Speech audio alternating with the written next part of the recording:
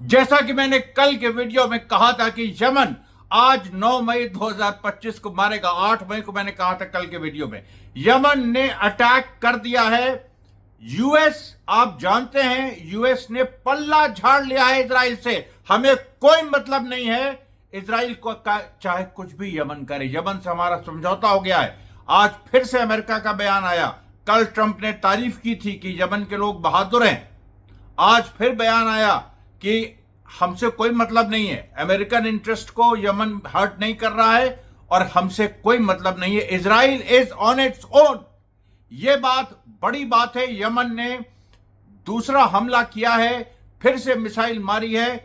Ben Gurion airport, malls, restaurants, streets, तेल अवीव में हड़कंप मचा हुआ है। नेतन्या वगैरह जो तमाम जो सेटलमेंट्स है वहां हड़कंप मचा है।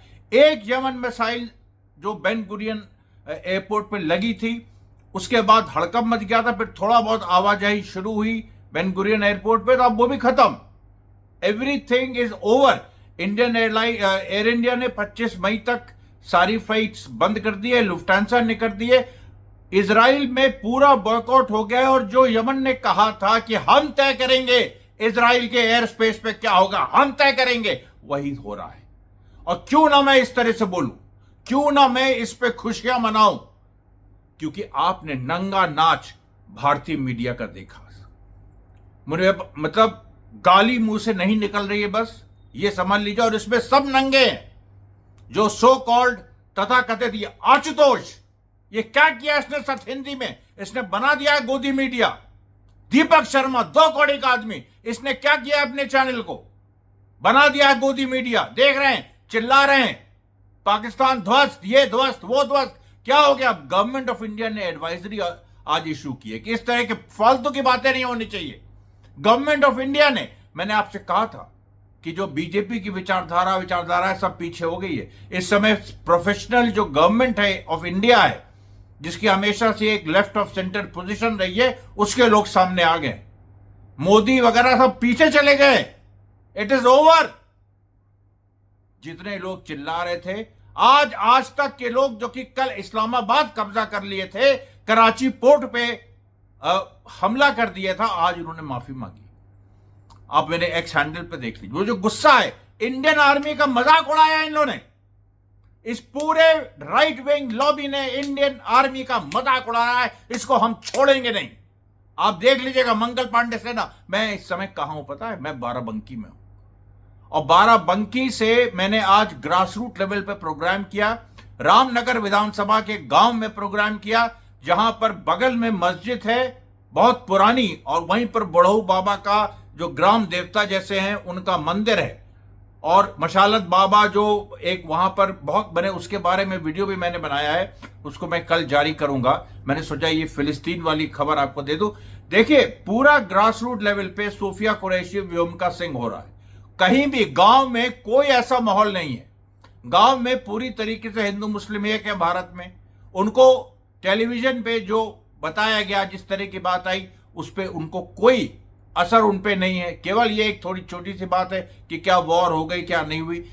गांव के लोग हिंदुस्तान के एकदम बिल्कुल सही हैं, डिटैच्ड हैं, उनको बेकार की बातों से मतलब नहीं है।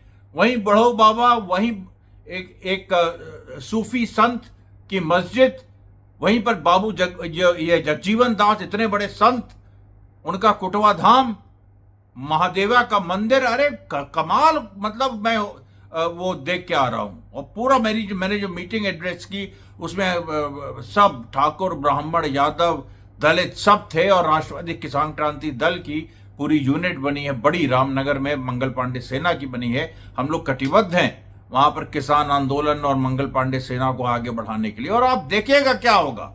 ये इन लोग का खेल खत्म। ये जो यूट्यूबर्स बोल रहे हैं कि मोदी ने बहुत बड़ा किया, मोदी ने कुछ नहीं किया। ये भारतीय सेना ने किया, ये इंडिया के प्रोफेशनल एस्टैब्लिशमेंट में किया। मोदी से कह दिया गया अगर तुम पीछे नहीं हटे तो उसके बाद क्या होगा वो हम उसके जिम्मेदार नहीं है। इंटरनेशनल सिचुएशन, ईरान ने हेल्प किया, चाइना ने हेल्प की, रशिया ने हेल्प किया। आपको पता है लोग चाइना के खिलाफ प्रोग्राम बना रहे हैं कि चाइना का नुकसान हो। चाइना का नुकसान तुम करोगे? तुम्हारी औकात है चाइना का नुकसान करने की? ये पूरी देखिए, जो पूरी ये जो राजनीति ध्वस्त हो गई है। और ये देखिए यमन ने जो इजराइल पे हमला किया है, फिर तो खेल ही खत्म हो गया है, खेल खत्म है। उसके बाद आज इजरायली मीडिया ने डिटेल्स पब्लिश किए हैं कि कल जो हमास ने एम्बुश किया था राफा में, अल जनीना एरिया में 2 इजरायली सोल्जर्स मारे गए हैं। उनके बारे में डिटेल्स आए और 2 एम्बुशेस अलग अलग हुए, एक ही जगह कुछ घंटों के फासले पे, एक ही जगह उसी अल जनीना नेबरहुड में ईस्ट ऑफ राफा।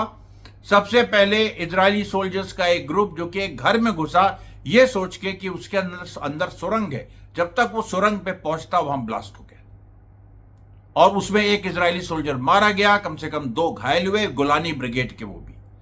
उसके बाद उसी के 2-3 घंटे बाद एक निमिर जो उनकी व्हीकल होती है इजरायलियों की, उस निमिर व्हीकल में एक फोर्स आई और उसने उतर के एक उस एरिया को, वहां नहीं आई जहां पर इमारत में ब्लास्ट हुआ, वहां नहीं आई, एक दूसरे एरिया में अल जनीना में आई और उसने वहां पर कुछ कार्रवाई करना चाहिए। वो लोग निकल के अपने व्हीकल से कहीं जा रहे थे, उसी में हमास के फाइटर्स ने एंटी टैंक गन फायर कर दिया। ये देखिए जो हो रहा है, guerrilla warfare, pure guerrilla warfare हो रही है, हिट एंड रन, मार के वो लोग निकल जा रहे हैं, पता ही नहीं चल रहा हमास के लोग कहां हैं, कहां से आए कहां चले गए। मैंने आपसे कहा था कि इस बार इजराइल फंस गया है।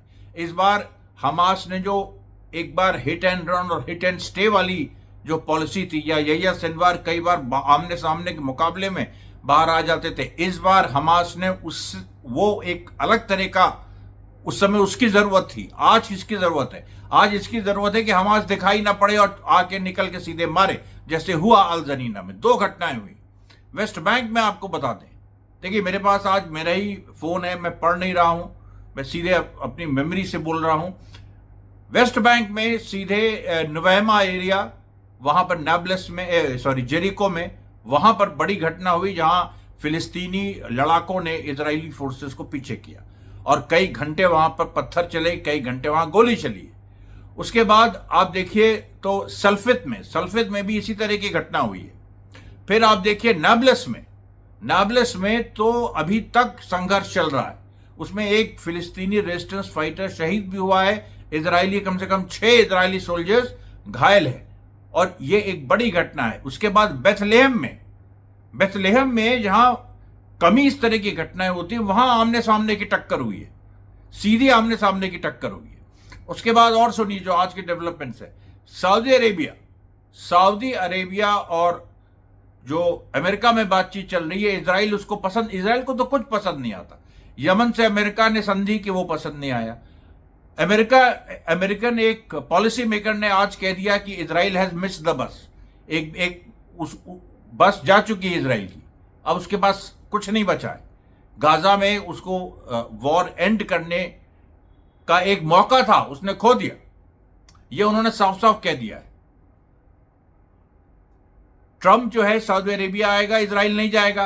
पहले ये केवल बाराक ओबामा ने किया था और बाराक ओबामा से अच्छे रिश्ते कभी भी नहीं रहे नेतन्याहू के, क्योंकि उसने ईरान से न्यूक्लियर डील की थी जिसके नेतन्याहू खिलाफ था। अब अमेरिका ईरान से न्यूक्लियर डील कर सकता है, सऊदी अरेबिया से कर सकता है, क्योंकि सऊदी अरेबिया में यही बात होने जा रही है। और पहले इजराइल ने कहा था कि सऊदी अरेबिया से अगर कोई अमेरिका डील करे तो इजराइल के साथ नॉर्मलाइजेशन करे, जो नॉर्मलाइजेशन हो रहा था अब्राहम अकॉर्ड्स के बाद, और 7 अक्टूबर 2023 हो गया तो रुक गया वो। उसके बाद अब इजराइल कह रहा है कि अगर सऊदी अरेबिया से नॉर्मलाइज इजराइल के रिश्ते होने हैं तो उसकी सबसे बड़ी शर्त यह है कि सऊदी अरेबिया इंडिपेंडेंट पैलेस्टीनियन जो स्टेट है उसकी डिमांड ड्रॉप करे और न्यूक्लियर वगैरह की कोई बात ना हो। इजराइल के कहने पे अमेरिका चले सऊदी अरेबिया के मामले में। ट्रंप ने कहा कि जब इजराइल का वजूद 1948 में आया है, पहले 20 साल अमेरिका की वो उंगली पकड़ के चलता था और अब वो अमेरिका को बता रहा है क्या करना है।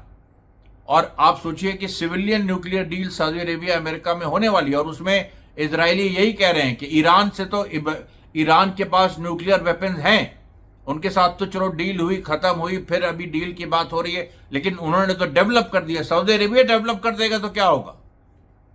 सऊदी अरेबिया अगर इसी सिविलियन न्यूक्लियर प्रोग्राम से जो अभी डील हुई है। अच्छा, दूसरी बात, सऊदी अरेबिया ने और लुभाया है अमेरिका को 3.5 बिलियन डॉलर्स की वेपन्स की डील हुई है। और जो यमन में से पीछे हटा है, सऊदी अरेबिया का भी इसमें हाथ है। लोग सोचते, देखिए यमन और सऊदी अरेबिया में वॉर हो चुकी है 2015 में। उसके बाद अभी सऊदी अरेबिया ने ईरान के साथ अच्छे रिश्ते किए और अमेरिका के पास पहुंचा कि यमन पे से समझौता कर लो, क्योंकि यमन अमेरिका को तो मार ही रहा है बुरी तरीके से। वो भी आपको हम बताएंगे। $1 बिलियन कम से कम अमेरिका का नुकसान हुआ है पूरे उसमें, जो इस पूरे मिस एडवेंचर में। और उसके कितने जहाज गए हैं, कितने खत्म हुए हैं, और इसीलिए वो विड्रॉ किया। ये सरेंडर है। और सऊदी अरेबिया की इसमें बहुत बड़ी भूमिका। उसने अमेरिका को समझाया कि ये सब बेवकूफ़ी करने की जरूरत क्या है, तो अमेरिका पीछे हट गया। और उसमें अमेरिका के एस्टैब्लिशमेंट में ट्रंप और जो उसका वाइस प्रेसिडेंट है JD वैंस, उनकी पूरी पॉलिसी है कि हम इंटरफियर नहीं करेंगे। भारत के मामले में भी उन्होंने कहा कि अब हमसे मतलब नहीं है, ये उनका मामला है, समझे। भारत के मामले में और भी खुलासे हुए हैं जो मैं क्योंकि आज मैं एक ही वीडियो में दिन भर गांव में था, अभी मैं ये वीडियो बना रहा हूं बड़ी मुश्किल से। और उसके बाद देखिए कल मैं कोशिश करूंगा 2 वीडियो आपके बीच आए, लेकिन मैं गारंटी नहीं कर सकता क्योंकि नेट वगैरह सब यहाँ पर बहुत वीक है, मतलब बहुत वीक है, बहुत ज़्यादा स्लो है। तो एक वीडियो, ये वीडियो आप अंत तक देखिए जितना भी मैं बना पाऊँ, क्योंकि मैं बहुत बड़ा वीडियो इसमें नहीं बना सकता, छोटा वीडियो बनाना पड़ेगा और इसमें बेसिक चीज़ें कुछ समअप करनी पड़ेंगी। तो ये देखिए, तो जो भारत पे मैं कह रहा था कि कुछ नए रेवलेशन हुए पहलगाम अटैक के बारे में, उसके बारे में भी हम आपको कल बताएंगे। अभी मैं उसके बारे में कुछ बताने की स्थिति में हूं, लेकिन हाँ ये बात है कि जो एक्स चैनल पे मैंने वीडियो डाला है आज तक की माफ़ी का, उसका जिक्र मैं पहले कर चुका हूं, वो आप ज़रूर देखिएगा। जो फिलिस्तीन में जिस तरह की घटनाएं घटी हैं, वेस्ट बैंक में जो पूरे डेवलपमेंट्स हुए हैं, और उसमें अब आज जो सिविलियन डेथ्स हुई हैं, जो फिलिस्तीनी सिविलियंस शहीद हुए हैं, आज उनकी भी संख्या अभी तक करीब 11 है। और इससे देखिए कुछ आगे भी बढ़ सकती, नीचे भी। लेकिन कल सबसे ब्लडी खतरनाक दिन था जब 72 फिलिस्तीनी सिविलियन शहीद हुए थे। इजराइल की जो मारक क्षमता है वो कम होती जा रही है। और उसके बाद एक और चीज हुई कि जो रिजर्व सोल्जर्स हैं, रिजर्व सोल्जर्स की तरफ से भी बयान आया कि ये जो कहा जा रहा है कि 80% कंप्लायंस हुआ, जो रिजर्व सोल्जर्स को बुलाया गया गाजा के इन्वेजन के लिए, उसमें 80% ने रिस्पॉन्ड किया। ऐसा नहीं है। रिजर्व सोल्जर ने कहा कि हम लोगों ने, कितने लोगों ने मना कर दिया है, कंप्लायंस रेट 80% है ही नहीं, ये झूठ बोला जा रहा है। और उसके साथ ये भी उन लोगों ने कहा कि अब तो जो सोल्जर्स की मेंटालिटी है इजरायली सोल्जर की, कि एक हफ्ता हम सर्व करेंगे, एक हफ्ता हमें छुट्टी चाहिए, हम लगातार नहीं करेंगे। इस शर्त पे, उसमें भी वो लोग जो कंप्लाई कर रहे हैं, और कंप्लायंस 50% से नीचे है, क्योंकि 80% इजराइल कह रहा है। मैंने कहा रिजर्व सोल्जर ने खुद ही खुलासा किया, है ही नहीं 80%, ये 50% से नीचे। अब ऐसी सिचुएशन में आप बताइए कि जो इजराइल की ओवरऑल पोजीशन है। अच्छा, उसके बाद सीरिया में सवेदा में जो इजराइल सोच रहा था कि हम ड्रूज एक फोर्स खड़ी कर दें, अपनी एक फर्जी रेजिस्टेंस फोर्स, उसका उल्टा हो रहा है। ड्रूज वाकई एक रेजिस्टेंस फोर्स बन रहे हैं, लेकिन इजराइल के साथ नहीं मिलके, वहां पर जो पैलेस्टीनियन फैक्शंस हैं उनके साथ मिलके HTS की सरकार लड़खड़ा रही है, क्योंकि HTS की सरकार अंदरूनी तौर पे बहुत कमजोर है, मैंने आपको बताया था। और ये दिन आना था जो आज हुआ है। जिस तरीके से अल शरा घबरा के उसने इजराइल पे कुछ हमला किया, कुछ इस पे हमला किया, कहा कि नहीं हम लोग एक ब्रॉड कोलिशन बनाएंगे, ये करेंगे, वो करेंगे, इजराइल जो है बहुत दिनों तक हमारे यहाँ नहीं रहेगा। क्योंकि लोगों ने उससे पूछा कि अगर इजराइल से इतना ही प्रेम है तो उसको परमानेंट वहां जगह दे दो, सीरिया का एक हिस्सा बड़ा इजराइल को दे दो भाई, क्या दिक्कत है। लेकिन अल शरा घबरा गया। अच्छा, एक और देखिए, अब वहीं देखिए, क्योंकि सीरिया की बात है, टर्की की बात भी आएगी। टर्की और इजराइल ने मिलकर एक तरह से असाद को गिराया था, फिर टर्की इजराइल में झगड़ा हो गया जो अभी तक चल रहा है। बीच में ट्रंप ने फिर और उसमें एक कर दिया, उसने कहा अर्दोगन मेरा दोस्त है, और अर्दोगन के साथ बातचीत वो कर रहा है। सीरिया से उसने अपने ट्रूप्स ट्रंप ने हटा लिए हैं। अब इजराइल की और परेशानी कि जब तुमने ट्रूप्स हटा लिए तो ईरान पे हमला कैसे करोगे। पहले भी मैंने आपको ये बताया, लेकिन आज वो चीज और एम्फेसाइज की ट्रंप ने कि अर्दोगन हमारा दोस्त है। अर्दोगन तो इजराइल को एक हिंट है कि उसके साथ अगर तुम्हें कुछ करना है सीरिया में तो उसके साथ तुम्हें बातचीत करनी होगी। इजराइल चाह रहा था कि नहीं नहीं, दूर दूर से सब होता रहे, हम अपना फायदा ले लें, टर्की को हम गच्चा दे दें, ये कर दें, इस तरह की चीजें। अब टर्की ने बहुत दूसरी तरह से खेला, और टर्की देखिए अपने प्रॉक्सीज के माध्यम से वहां पर एक अपना स्फीयर ऑफ इन्फ्लुएंस तो वो बना ही चुका है।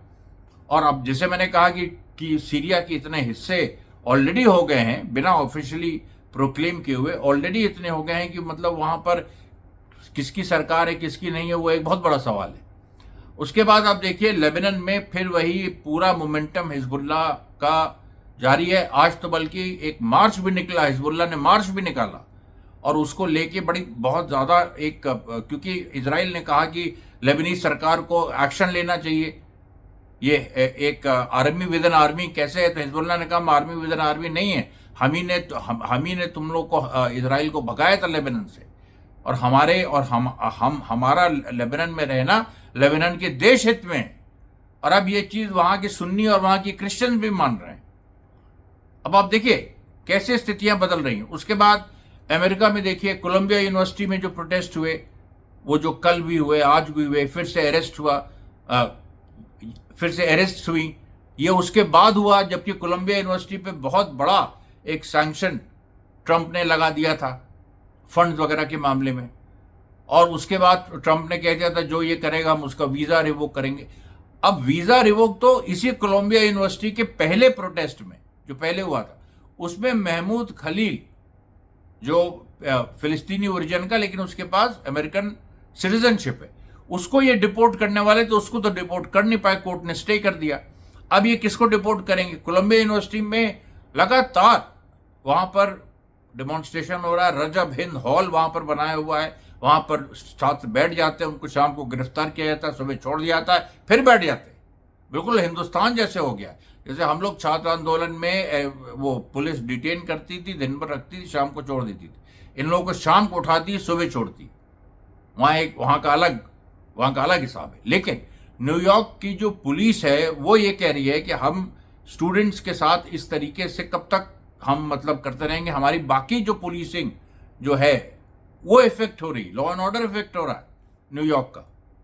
तो हम ये सब कब तक करते रहेंगे? और ये केवल यही केवल बात नहीं है, एलए पुलिस ने भी यही कहा है, बॉस्टन पुलिस ने भी यही कहा है, मैसाचुसेट्स में, मिशिगन में भी यही कहा गया है।